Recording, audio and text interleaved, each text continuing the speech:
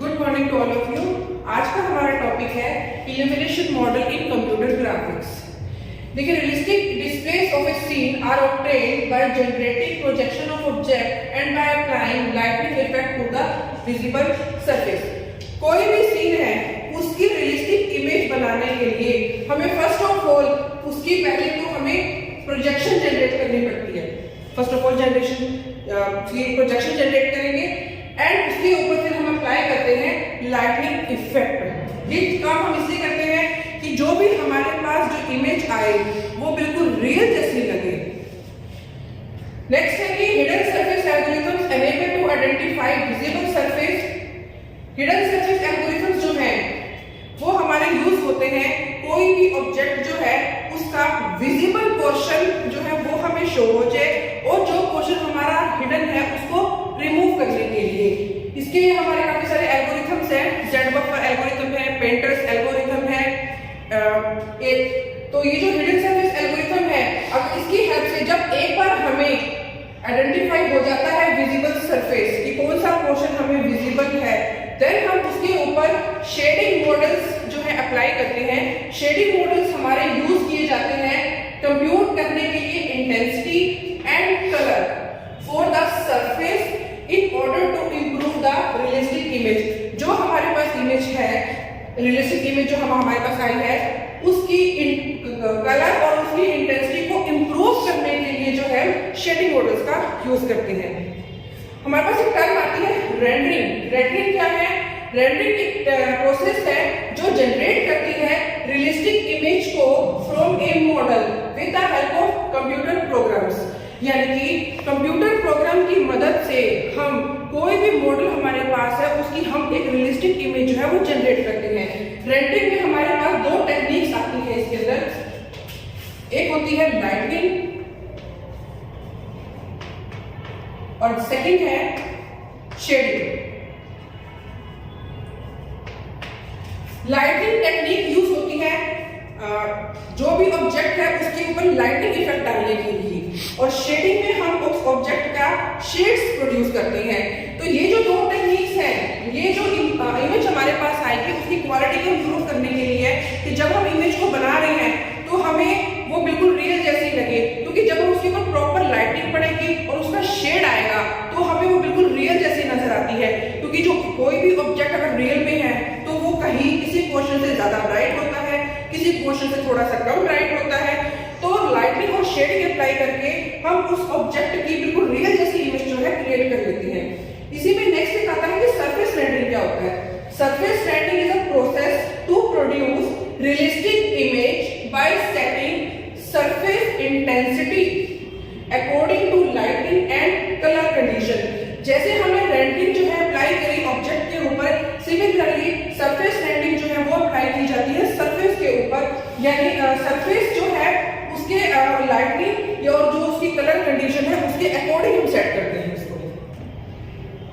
Next topic आता है हमारे पास रेंडरिंग मॉडल्स। ये जो रेंडरिंग टेक्निक है उसमें मॉडल्स कौन कौन से यूज होते हैं? First is illumination model and second is shading model.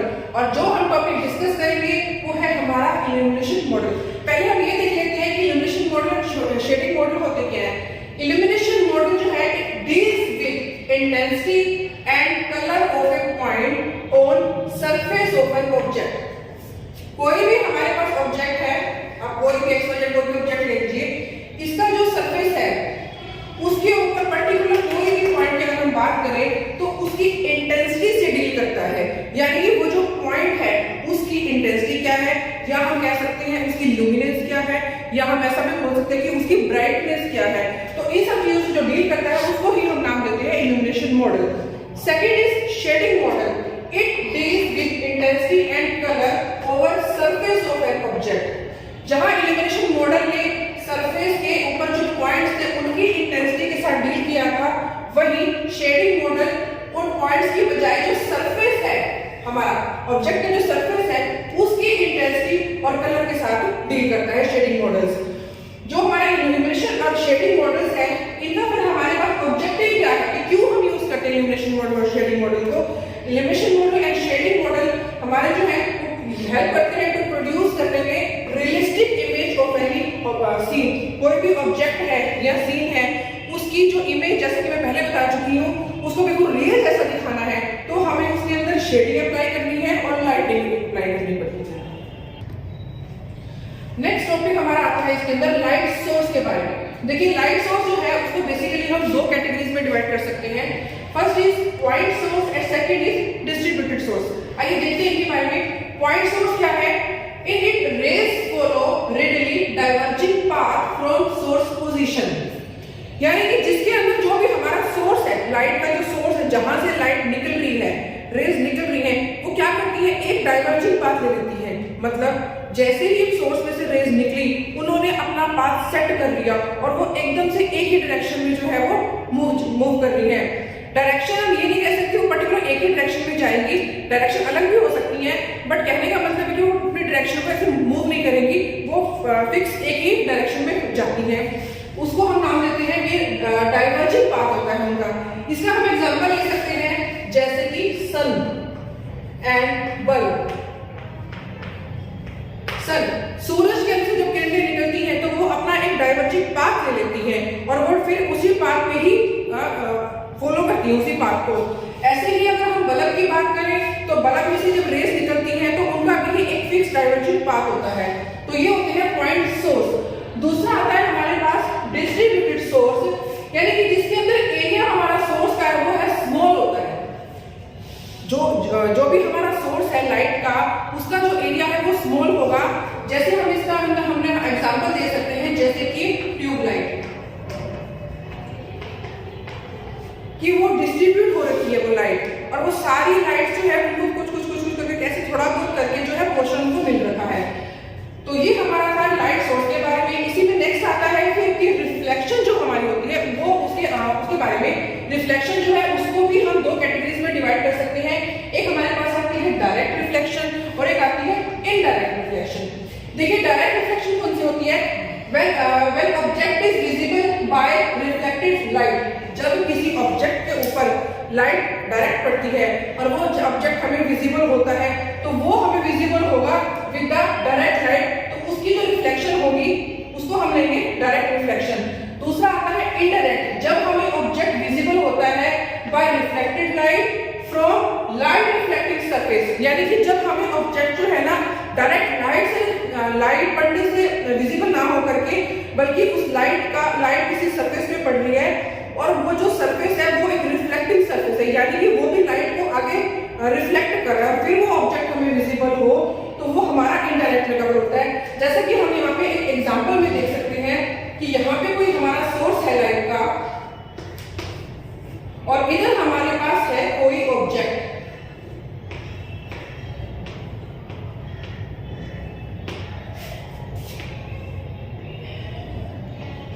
ये जो लाइट सोर्स से डायरेक्ट ऑब्जेक्ट के ऊपर पड़ रही है, यहां से जो रिफ्लेक्शन हमारे पास आएगी इसको हम नाम देते हैं डायरेक्ट रिफ्लेक्शन का।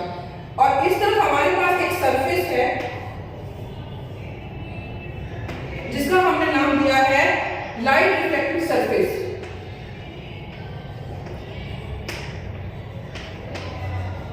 लाइट रिफ्लेक्टिंग सरफेस, ऐसा सरफेस जो लाइट को रिफ्लेक्ट करता हो। जैसे हम एग्जांपल लेते हैं मिरर, कोई शीशा है, जब उसके ऊपर लाइट पड़ती है तो वो लाइट को रिफ्लेक्ट कर रहा है। आप मिरर की बात कर सकते हो, या कोई ऐसा सरफेस जिसके ऊपर पेंट कर रखा हो या ऑयल लगा रखा हो तो वो थोड़ा शाइन करने लग जाता है। तो जब उसके ऊपर लाइट पड़ेगी मिरर के ऊपर या किसी ऐसे शाइनिंग सरफेस के ऊपर, तो वो उस लाइट को रिफ्लेक्ट करता है और ये जो रिफ्लेक्शन पड़ रही है इसको हम नाम देते हैं इनडायरेक्ट का। और इधर हमारा व्यूअर है जिसको ऑब्जेक्ट दिखाई दे रहा है। अब जब उसको ऑब्जेक्ट दिखाई दे रहा है तो एक तो डायरेक्ट लाइट से भी दिखाई दे सकता है और उस लाइट का रिफ्लेक्शन पड़ रहा है इस लाइट रिफ्लेक्टिंग सरफेस के ऊपर और वहां से ही उसको आगे जो उसकी लाइटनिंग जा रही है, फिर फाइनली जो व्यूअर है उसको दो तरीके से जो ऑब्जेक्ट जो है वो विजिबल हो सकता है। देखिए नेक्स्ट टॉपिक में हमारे पास आता है कि टाइप्स ऑफ लाइट। जो हमारी लाइट है उसके टाइप्स कितने हैं, इसको हमने तीन कैटेगरीज में डिवाइड किया है: एब्जॉर्ब लाइट, रिफ्लेक्टेड लाइट और ट्रांसमिटेड लाइट। एब्जॉर्ब लाइट कौन सी होगी? जो प्रॉपर्ली सरफेस जो है जो उसको एब्जॉर्ब कर लेता है। जैसे हम एग्जांपल दे सकते हैं, कोई पेपर है, तो पेपर के ऊपर लाइट पड़ती है, उसको एब्जॉर्ब कर गया, तो वो हमारा एब्जॉर्ब लाइट उसके अंदर आएगी। दूसरी आती है रिफ्लेक्टेड लाइट, जो कि रिफ्लेक्ट हो रही है, जैसे कोई मिरर की बात करें या कोई शाइनिंग सरफेस की बात करें। और एक हमारी आती है ट्रांसमिटेड लाइट, यानी कि जो आगे आगे ट्रांसमिट हो जाती है।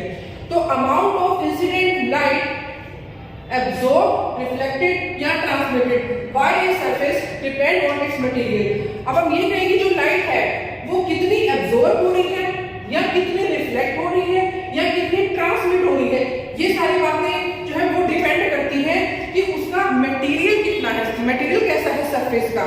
देखिए अगर हमारा सरफेस जो है अगर वो शाइनी मटेरियल है, ब्राइटनेस वाला है, चमक वाला है, तो वो रिफ्लेक्ट ज्यादा करेगा अगर शाइनी मटेरियल है। जैसे हम इसका एग्जांपल ले सकते हैं, मिरर की बात कर लें या कोई सरफेस जिसके ऊपर हमने पेंट कर रखा है या ऑयल अप्लाई कर रखा है, जितने भी शाइनिंग सरफेस होंगे तो ये हमारे क्या करते हैं, लाइट को रिफ्लेक्ट ज्यादा करते हैं। दूसरा आता है सरफेस ऐसा जिस मटेरियल जो कि डल होगा। अगर सरफेस ऐसा है जिसका मटेरियल हमारा डल है तो वो एब्जॉर्ब ज्यादा करेगा।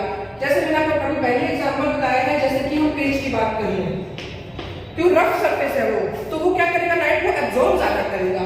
और तीसरी कैटेगरी में आती है इल्यूमिनेटेड ट्रांसपेरेंट सरफेस, ऐसा सरफेस जो इल्यूमिनेट ट्रांसपेरेंट है, यानी कि जो रिफ्लेक्ट तो कर ही रहा है एज वेल एज साथ में ट्रांसमिट का काम भी करता है। इसका हमारा एग्जांपल हो सकता है, जैसे हम बात करें ग्लास की या फिर वाटर, पानी की। पानी के ऊपर जब हम लाइट हमारी जाती है तो उसमें कुछ लाइट आगे ट्रांसमिट भी होती है और कुछ लाइट हमें रिफ्लेक्ट भी होती है। जैसे हम पानी कहीं भी गिरा है तो हमें दीवार पे या किसी और सरफेस के ऊपर उसकी इमेज दिखाई देती है। सिमिलरली अगर हम ग्लास को, कोई शीशे की ग्लास को अगर हम सनलाइट में रख दें तो जब उसके ऊपर लाइट पड़ती है तो उसमें से लाइट ट्रांसमिट भी होगी, आर पार भी जा रही है, और साथ में ही कहीं ना कहीं उस ग्लास की हमें जो है एक अलग सी चमक भी नजर आती है।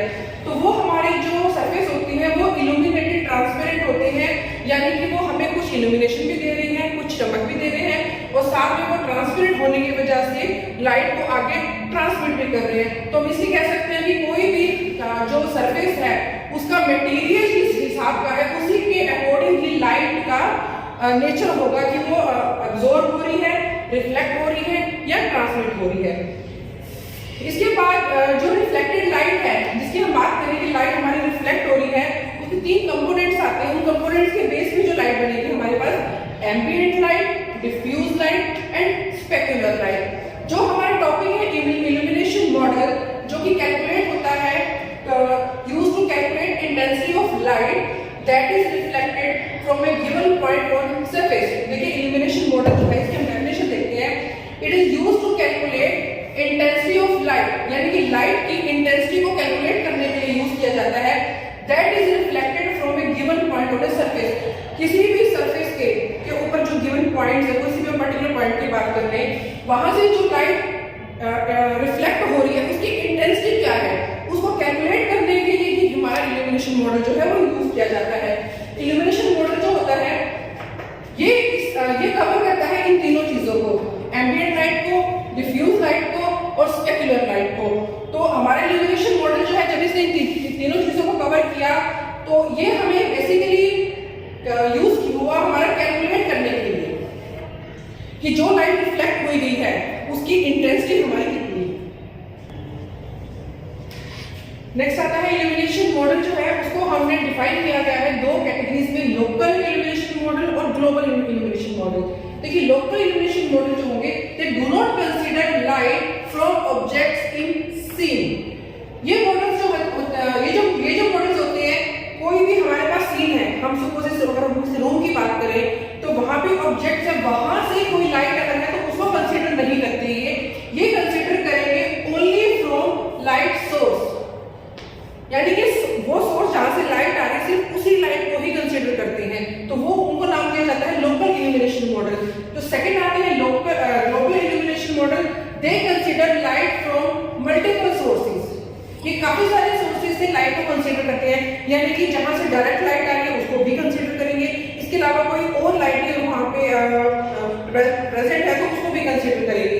तो दैट इज हम ये कह सकते हैं कि ये डायरेक्ट लाइट सोर्स प्लस में लाइट रिफ्लेक्टिंग फ्रॉम ऑब्जेक्ट, किसी ऑब्जेक्ट से अगर लाइट रिफ्लेक्ट कर रही रही है, यानी जैसे बात करें मिरर से भी कोई लाइट रिफ्लेक्ट कर रही है तो उसे भी कंसीडर करते हैं। तो ग्लोबल इल्यूमिनेशन जो हमारे पास आती है उसको हम वो बन सकती है डायरेक्ट इल्यूमिनेशन प्लस में इनडायरेक्ट इल्यूमिनेशन। डायरेक्ट इल्यूमिनेशन कौन सी हुई, जो डायरेक्ट लाइट सोर्स से आ रही है, और इनडायरेक्ट कौन सी हुई, जो लाइट सोर्स से तो आ ही रही है साथ में रिफ्लेक्टिंग सरफेस से भी हमारे पास अवेलेबल हो रही है। कोई भी ऑब्जेक्ट है वो इल्यूमिनेट होता है on the basis of following some properties. कुछ प्रॉपर्टीज है हमारे पास, उसके अकॉर्डिंग ही वो इल्यूमिनेट होगा। जैसे कि फर्स्ट है इंटेंसिटी ऑफ एम्बिएंट लाइट, कि जो हमारी एम्बिएंट लाइट है उसकी इंटेंसिटी क्या है। Second type of object surface, अभी जैसे हमने पीछे बताया कि जो भी हमारा ऑब्जेक्ट का सरफेस है वो कैसा है। अगर वो सरफेस हमारा ज्यादा शाइनी है तो वो ज्यादा रिफ्लेक्ट कर रहा है, डल है तो वो एब्जॉर्ब कर रहा है। तो इसी तरीके से कह सकते हैं कि जो ऑब्जेक्ट है वो कितना इल्यूमिनेट होएगा वो उसका सरफेस के ऊपर भी डिपेंड करता है। और तीसरा आता है सरफेस का कलर। अगर सरफेस हमारा सपोज व्हाइट कलर का है तो वो रिफ्लेक्ट ज्यादा करेगा, जैसे कि हमें पता है कि व्हाइट कलर रिफ्लेक्ट ज्यादा करता है। और अगर वो कुछ डार्क कलर का है, ब्लैक का है, ग्रे का है, तो वो एब्जॉर्ब ज्यादा करेगा। तो हम ये कह सकते हैं कि जो ऑब्जेक्ट है हमारा वो इल्यूमिनेट हो रहा है इन प्रॉपर्टीज के अकॉर्डिंग टू इंटेंसिटी, उसका सरफेस का मटेरियल कैसा है और साथ में उसके सरफेस का कलर क्या है। देखिए अभी हमने डिस्कस किया था कि इल्यूमिनेशन मॉडल है जो उसके तीन कंपोनेंट्स होंगे, ambient light, diffuse light and specular light. तो फर्स्ट हम डिस्कस करते हैं एम्बिएंट रिफ्लेक्टेड लाइट के बारे में। Many surfaces are lit by light present in the environment and not by light source। देखिए ये क्या कहना चाह रहा है कि कुछ सरफेस ऐसे होते हैं सीन के अंदर जो कि लिट होते हैं, यानी कि वो विजिबल होते हैं by light presence in the environment. Environment में जो लाइट प्रेजेंट है उससे, ना कि किसी भी लाइट सोर्स से। जैसे हम बात करें कि अगर हम दिन में किसी रूम में जाते हैं और हमने लाइट ऑन नहीं करी लेकिन फिर भी हमें रूम की सभी चीजें, अलमीरा, cupboard, bed, sofa, table, whatever जो भी ऑब्जेक्ट्स वहां पे प्रेजेंट है रूम में, वो सब हमें विजिबल होते हैं। लेकिन हमने लाइट रूम में लाइट फिर भी कोई ऑन नहीं करी बट फिर भी वो हमें विजिबल है। तो वो हमें कैसे विजिबल होते हैं, वो हमें विजिबल होते हैं जो लाइट प्रेजेंट होती है एनवायरनमेंट में, यानी कि जैसे कि सनलाइट होगी। तो अगर हम दिन में अगर हम जा रहे हैं तो सनलाइट जो हमारे रूम में एंटर कर रही है किसी विंडो से या किसी दरवाजे से, तो उससे क्या है उस रूम के सभी ऑब्जेक्ट्स हमें जो है वो विजिबल होंगे और यूनिफॉर्मली विजिबल होती है। ऐसा नहीं होता कि कोई ऑब्जेक्ट हमें ज्यादा दिख रहा है कोई कम दिख रहा है, वो लाइट जो है सभी ऑब्जेक्ट्स के ऊपर एक जैसी पड़ती है। और अगर हम रात की बात करें तो सपोज अगर हम रात में किसी रूम में गए और अगर हम विंडो से अगर हम कर्टेन्स को हटा दें, दरवाजों से कर्टेन्स को हटा दें, तो मूनलाइट जब रूम में एंटर करेगी तो उस मूनलाइट की प्रेजेंस में ऑब्जेक्ट्स हमें थोड़े थोड़े करके विजिबल मतलब होते हैं। तो ये जो लाइट होती है जो एनवायरनमेंट में ऑलरेडी प्रेजेंट है, तो जो सर्फेसेस हमारे लिट होते हैं इनसे, एनवायरनमेंट में जो लाइट है उनको लिट करने के लिए हमें अलग से कोई लाइट देने की नीड नहीं है। एम्बिएंट रिफ्लेक्टेड लाइट की डेफिनेशन आती है कि non directional light, non direction यानी किसी पर्टिकुलर कोई डायरेक्शन नहीं है, which illuminates all surfaces in the scene, यानी कि सीन में जितने भी सरफेसेस हैं, जितने भी ऑब्जेक्ट्स हैं, सबको ही ये इल्यूमिनेट करती है and gets reflected uniformly in all direction by each surface. और ये रिफ्लेक्ट होती है यूनिफॉर्मली, यानी कि जैसे इसने सबको लिट किया है, इल्यूमिनेट किया है, ऐसे ही ये यूनिफॉर्मली रिफ्लेक्ट भी हुई है सभी डायरेक्शंस में बाय ईच सरफेस, हर एक सरफेस है। तो उसको हम नाम दिया जाता है एम्बिएंट लाइट। जैसे इसको हम एग्जांपल ये कंसीडर करके कर सकते हैं कि जैसे अभी हम जिस रूम में हैं, सपोज यहाँ पे हमारे पास कोई अलग से लाइट नहीं है, यहाँ पे कोई भी एनवायरनमेंट से लाइट आ रही है, तो वो इस रूम के सभी ऑब्जेक्ट्स के ऊपर इक्वल पड़ रही है।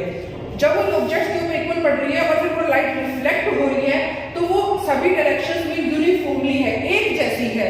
वो जो हमारी लाइट होती है उसको हम बोलते हैं एम्बिएंट लाइट। इसको हम एक नाम और भी दे देते हैं बैकग्राउंड लाइट। ये जो हम लाइट हमारी बैकग्राउंड में है, रूम में हमने बल्ब ऑन किया या ट्यूबलाइट ऑन करी, वो लाइट हमने अलग से दी, बट अगर वो नहीं दे रहे तो एनवायरनमेंट में जो ऑलरेडी लाइट प्रेजेंट है वो हमारी बैकग्राउंड लाइट आ जाती है। Intensity of ambient reflected light जो है वो हमारी डायरेक्टली प्रोपोर्शनल है एम्बिएंट इंटेंसिटी के। इसी क्वेश्चन का मतलब क्या हुआ कि जो लाइट हमारी इंटेंसिटी एम्बिएंट लाइट की जो इंटेंसिटी है, यानी कि जो लाइट हमारी इल्यूमिनेट कर रही है सरफेस को, उसके डायरेक्टली प्रोपोर्शनल है साथ में क्या intensity of ambient reflected light, यानी कि जो लाइट पड़ रही है वो और जो लाइट रिफ्लेक्ट हो रही है वो दोनों ही आपस में डायरेक्टली प्रोपोर्शनल है, यानी कि वो जितनी ज्यादा इल्यूमिनेट होगी उतनी ही हमें रिफ्लेक्ट होगी। इल्यूमिनेशन वाली लाइट कम है तो रिफ्लेक्ट वाली लाइट भी हमारी कम होगी। तो क्योंकि यहाँ पे जो रिलेशनशिप है ये हमारा डायरेक्टली प्रोपोर्शनल है, तो अगर ये ज्यादा है तो ऑटोमेटिकली ये भी ज्यादा होगी, ज्यादा इल्यूमिनेशन की होगी तो रिफ्लेक्ट भी हमारी ज्यादा ही होगी। इसके लिए हमारे पास इक्वेशन आती है आई एम बी, यानी ये है हमारी intensity of ambient. A M B I का मतलब हो गया एम्बिएंट और आई हो गया इंटेंसिटी के लिए। That is equal to K A multiply by I A. I A is ambient light जो हमारी ये है एम्बिएंट लाइट की इंटेंसिटी, और ये एम्बिएंट लाइट जो रिफ्लेक्ट हुई उसकी इंटेंसिटी मल्टीप्लाई है के ए से। अब के हमारे पास आता है एम्बिएंट रिफ्लेक्टेड लाइट का कोफिशिएंट, ये कोफिशिएंट होता है, और इसकी रेंज हमारी होगी 0 से लेकर 1 के बीच में। 0 से 1 हम इसलिए नहीं कह रहे कि मतलब पर्टिकुलर 1 है, लेकिन इसकी वैल्यू हमारे अलग अलग यूनिट के हिसाब से अलग अलग हो सकती है, बट हम इसको होमोजीनियसली एक कांस्टेंट वे में हम इसको 1 कंसीडर कर लेते हैं। तो ये हमारी टोटली डिपेंड भी करती है साथ में कि मटेरियल क्या है सरफेस का, जैसे हमने पीछे पढ़ा था शाइनी पढ़ा था, एंडर के बारे में पढ़ा था, ट्रांसमिट सरफेस के बारे में पढ़ा था, उस हिसाब से कि अगर हमारा सरफेस जो है उसका मटेरियल क्या है उसके हिसाब से इसकी जो रेंज है वो वेरी कर सकती है 0 से लेकर 1 तक के बीच में। तो सो फाइनली हमारे पास एक कंक्लूजन क्या आया कि एम्बिएंट लाइट इज यूनिफॉर्म, ये यूनिफॉर्म होती है फ्रॉम ऑल डायरेक्शन, सभी डायरेक्शन से एक जैसी है, एंड इट में लिट ऑब्जेक्ट लेस और मोर ब्राइटली, और ये हमारी ऑब्जेक्ट को लिट कर सकती है, डार्क भी हम ज्यादा लिट भी कर सकती है, कम लिट भी कर सकती है, वो डिपेंड करता है कि लाइट आ कितने रही है। लेकिन अगर वो एक ऑब्जेक्ट को ज्यादा लिट कर रही है तो सभी ऑब्जेक्ट्स को वैसा ही लिट करेगी। ऐसा नहीं होगा कि एक ऑब्जेक्ट को ज्यादा इल्यूमिनेट कर रही है और एक को कम कर रही है, करेगी वो सबको यूनिफॉर्मली और एक ही डायरेक्शन में हमारे इल्यूमिनेट करती है।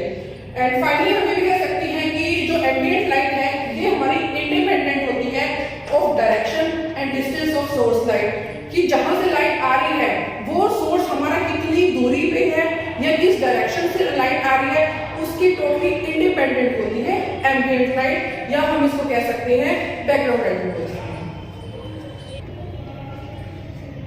नेक्स्ट आता है इल्यूमिनेशन मॉडल का सेकंड कंपोनेंट है डिफ्यूज रिफ्लेक्टेड लाइट। देखिए रफ एंड ग्रेनी सरफेस जो होते हैं वो स्कैटर करते हैं लाइट, रिफ्लेक्टेड लाइट को इन ऑल डायरेक्शन। रफ और जो ग्रेनी ग्रैनुलर जो हमारे ग्रैनुलर या दानेदार सरफेसेस होते हैं वो स्कैटर करेंगे लाइट को, रिफ्लेक्टेड लाइट को सभी डायरेक्शंस में स्कैटर करेंगे। ये जो स्कैटर्ड लाइट है इसी को ही हम नाम देते हैं डिफ्यूज रिफ्लेक्टेड लाइट। तो जो लाइट स्कैटर हुई है from rough and grainy surface उसका हमने नाम दिया diffuse reflected light. Brightness of object varies from one part to another depending upon distance and direction of light source. अब जो ऑब्जेक्ट है उसकी ब्राइटनेस कितनी है, उसकी लुमिनस कितनी, इंटेंसिटी कितनी है, वो हमारी वेरी करती है from one part two another part depending upon distance and direction of light source, कि लाइट सोर्स हमारा कितनी दूरी पे है या उसकी डायरेक्शन क्या है उसके ऊपर डिपेंड करता है। जैसा हमारा एम्बिएंट जो रिफ्लेक्टेड लाइट थी वो हमारा इंडिपेंडेंट था डायरेक्शन और direction and distance of light source से इंडिपेंडेंट था ambient light, but in diffuse reflected light जो ब्राइटनेस है वो डिपेंड करती है on distance and direction of light source. तो diffuse light is reflected from a point with equal intensity in all direction, और ये रिफ्लेक्ट जो होगी किसी पॉइंट से तो वो इक्वल इंटेंसिटी से रिफ्लेक्ट होगी। जैसा हम इस डायग्राम में देख सकते हैं कि हमारे पास कौन सी कोई सरफेस है और ये हमारे पास एक नॉर्मल लाइन है जो कि परपेंडिकुलर है, और ये जो हमारे पास आता है ये सोर्स लाइट सोर्स को हमने नाम दिया। जब ये लाइट यहाँ पे इंसिडेंट हुई एट एन एंगल थीटा, तो इधर से जो लाइट रिफ्लेक्ट हो रही है, स्कैटर हो रही है इस सरफेस से, ये सरफेस हमारा रफ सरफेस या ग्रेनी सरफेस हो सकता है, तो ये जो लाइट हमारी स्कैटर हो रही है इसको ये हमने नाम दिया है डिफ्यूज रिफ्लेक्टेड लाइट। और ये हमारी जो है from a point with equal intensity जो है अलग डायरेक्शंस में स्कैटर रिफ्लेक्ट होती है। तो डिफ्यूज रिफ्लेक्टेड लाइट को कैलकुलेट करने के लिए हमारे पास जो है लैम्बर्ट्स लॉ आता है। 3 लॉ होते हैं लैम्बर्ट्स के, जो कि हमारे हेल्प करते हैं टू कैलकुलेट करने के लिए इंटेंसिटी ऑफ डिफ्यूज लाइट। देखिए आगे आते हैं डिफ्यूज रिफ्लेक्टेड लाइट के अंदर लैम्बर्ट्स के लॉ। लैम्बर्ट्स के हमारे पास 3 लॉज आती हैं, Lambert's first law, second law, third law. First law कहता है कि I is directly inversely proportional to d square, means I हमारे पास यहाँ पे है लुमिनेंस, इंटेंसिटी ऑफ लुमिनेंस, और d हो गया distance between surface and source. जैसा कि इस डायग्राम में है, ये जो डिस्टेंस हमें गिवन है, ये सोर्स और ये सरफेस हमारे पास हो गया, ये सरफेस है, ये जो डिस्टेंस है ये है I। तो लुमिनेंस कितना है, इंटेंसिटी जो होगी वो इनवर्सली प्रोपोर्शनल होएगी डिस्टेंस डिस्टेंस के स्क्वायर पे। तो आप इसको ये कह सकते हैं कि अगर ये डिस्टेंस हमारे पास ज्यादा होगा तो ये जो इंटेंसिटी है लुमिनेंस जो है वो हमारे पास कम हो जाएगी। जितना डिस्टेंस ज्यादा होता जाएगा सरफेस से सोर्स साइड का, ये डिस्टेंस जितना ज्यादा होता जाएगा I उतना हमारा कम होता जाएगा, और जितना डिस्टेंस कम होगा वो लाइट ज्यादा पड़ेगी तो लुमिनेंस जो है हमारे पास ज्यादा आएगी। तो डिफ्यूज्ड रिफ्लेक्टेड लाइट को कैलकुलेट करने के लिए लैम्बर्ट फर्स्ट लॉ ने हमें ये इक्वेशन प्रोवाइड करी। सेकंड आता है लैम्बर्ट्स का second law, I intensity of diffused reflected light is directly proportional to I into x cosine theta.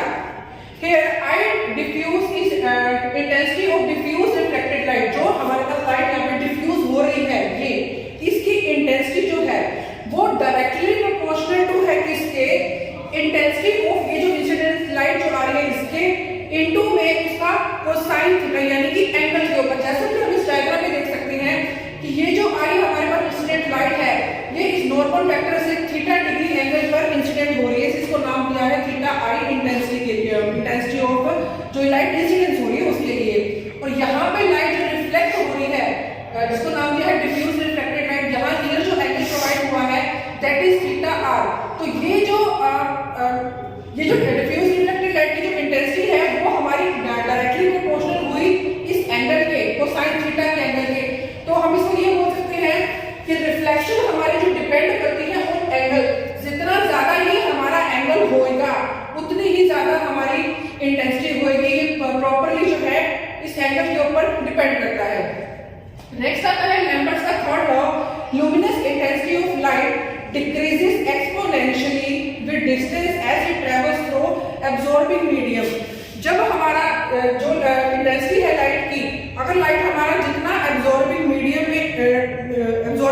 के अंदर ट्रेवल करेगी, तो जब वो मीडियम एब्जॉर्बिंग हो गया, उसने लाइट को एब्जॉर्ब कर लिया, तो जैसे जैसे उसका डिस्टेंस बढ़ता जाएगा लाइट का सरफेस से, तो उतनी ही उसकी इंटेंसिटी जो है वो हमारी डिक्रीज होती जाएगी। तो ये हमारे पास लैम्बर्ट्स के 3 लॉ थे जो कि हमें हेल्प करते हैं डिफ्यूज रिफ्लेक्टेड लाइट की इंटेंसिटी को कैलकुलेट करने के लिए।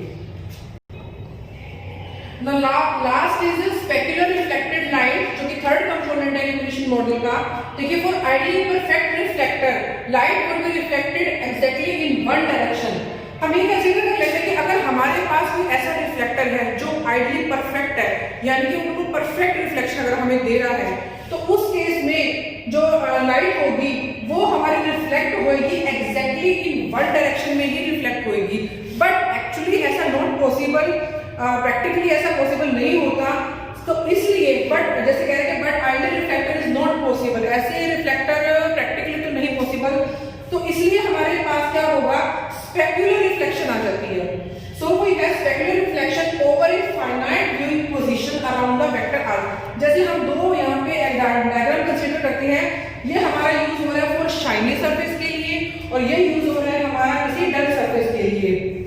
तो देखिए स्पेक्युलर लाइट, जैसे कि आपको पहले बताया था कि जो ग्रेनी या रफ सरफेस होती है वो रिफ्लेक्ट करते हैं लाइट को। तो जो हमारा शाइनी सरफेस है वो उसके अंदर जो रेंज होगी वो नैरो रेंज होती है, स्पेक्युलर रेंज जो है वो नैरो होती है।